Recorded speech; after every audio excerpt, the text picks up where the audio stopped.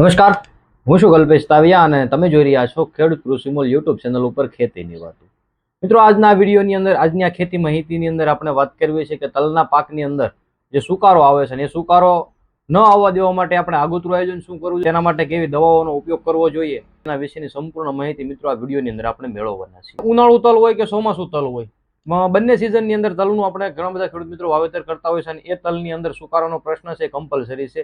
એટલે કે ઉનાળુ તલ હોય કે ચોમાસુ તલ હોય, બંને પ્રકારની સિઝનની અંદર સુકારો મિત્રો એ તલની અંદર આવતો જ હોય છે. જો સુકારો છે એ બીજજન્ય અને જમીનજન્ય ફૂગના કારણે મિત્રો પાકની અંદર આવતો હોય છે. સુકારો આવી ગયા પછી નિયંત્રણ કરવું છે મિત્રો ખૂબ મુશ્કેલ થઈ જતું હોય છે. એના નિયંત્રણ થાય એના પહેલા ઘણું બધું મિત્રો આપણું નુકસાન થતું હોય છે અને એની સીધી જે અસર છે એ મિત્રો આપણા ઉત્પાદન ઉપર પડતી હોય છે. મિત્રો આગળ વાત કરીએ એના પહેલા તમે હજુ સુધી અમારી યુટ્યુબ ચેનલ ખેડૂત કૃષિ મોલ છે મિત્રો, એને તમે સબસ્ક્રાઇબ નથી કરી તો અમારી યુટ્યુબ ચેનલ ખેડૂત કૃષિ મોલ છે એને મિત્રો સબસ્ક્રાઇબ કરી લેજો. બાજુની અંદર આપવામાં આવેલું જે બેલ આઇકન છે એને પણ મિત્રો ઓકે કરી દો, જેથી કરીને અમે જ્યારે પણ વિડીયો અપલોડ કરીએ ત્યારે કે માહિતી છે સીધી તમારા સુધી પહોંચી શકે. મિત્રો, હવે આગળ વાત કરીએ કે તલની અંદર જે આવતો સુકારો છે, સુકારો આવવાના કેટલાક કારણોને જાણીએ. વધારે પ્રમાણની અંદર જો આપણા તલના પાકની અંદર પિયત આપી દીધેલું હોય, આવા સમયની અંદર પણ મિત્રો આપણા પાકની અંદર સુકારો આવતો હોય છે. ઘણી વખત ભારે જમીન હોય, ભારે કાળી જમીન હોય, કામવાળી જમીન હોય, એની અંદર ભેજ છે વધારે પ્રમાણની અંદર રહેતો હોય અને આવા સમયે પણ મિત્રો ઘણી વખત જમીનની અંદર ભેજ વધવાથી તલની અંદર સુકારો આવતો હોય છે. ઘણી વખત જે તાપમાનો છે એની અંદર જે ફેરફારો આવે છે એના કારણે પણ આવતો હોય છે. આગળ એક વાત કરીએ કે સૌથી મહત્વનું જે વાત છે કે એકના એક ખેતરની અંદર બે કે તેથી વધારે વખત આપણે તલનો પાક એક જ ખેતરની અંદર લીધો હોય, આવા સમયે પણ સુકારો છે એ આવવાની સંભાવના છે મિત્રો વધી જતી હોય છે.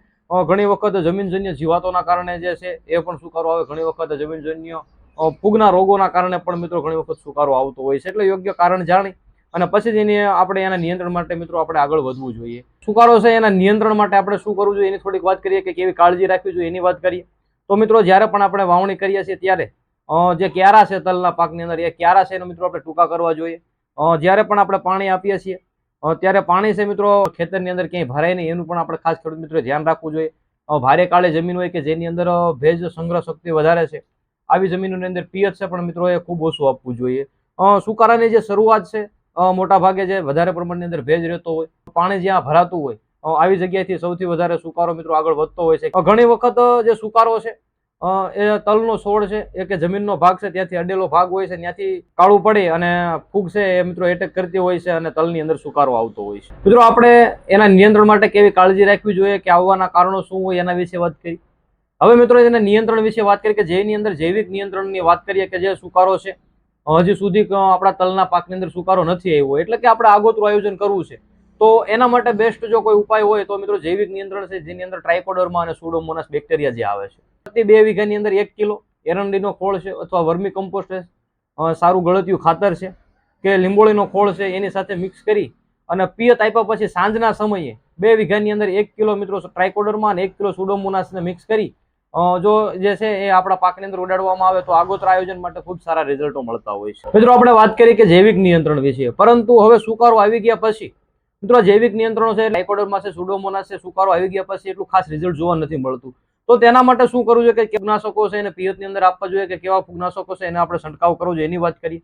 તો પિયતની અંદર કાર્બેન્ડિઝમ મેન્કોજેબ આવે છે 500 ગ્રામ પ્રતિ 2 વીઘાની અંદર જો પિયતની અંદર આપવામાં આવે મિત્રો તો પણ ખૂબ સારા રિઝલ્ટો મળે છે. જેની અંદર આપણે કાર્બેન્ડિઝમ મેન્કોજેબની જો વાત કરીએ એટલે કે યુપીએલ કંપનીનું જે સાફિલાઇઝર આવે છે એને પ્રતિ 2 વીઘાની અંદર 500 ગ્રામ છે પિયતની અંદર આપવામાં આવે તો પણ ખૂબ સારા રિઝલ્ટો મળે છે.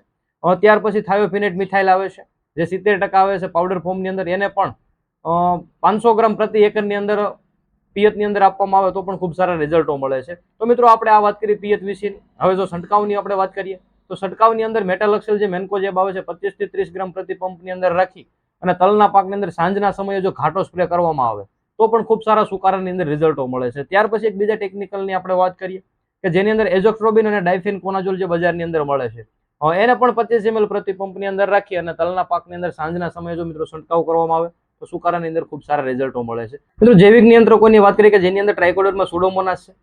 ત્યાર પછી પિયતની અંદર આપણે અન્ય ફૂગનાશકોની વાત કરી, છંટકાવ માટે ફૂગનાશકોની વાત કરી. તો મિત્રો, આ જે છે ફૂગની કારણે જે સુકારો આવતો એના વિશેની વાત.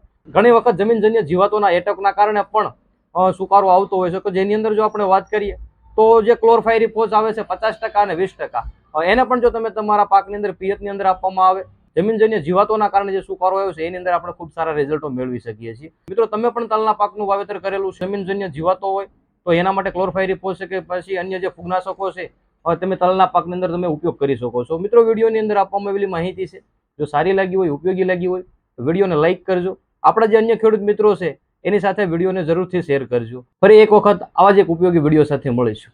ધન્યવાદ.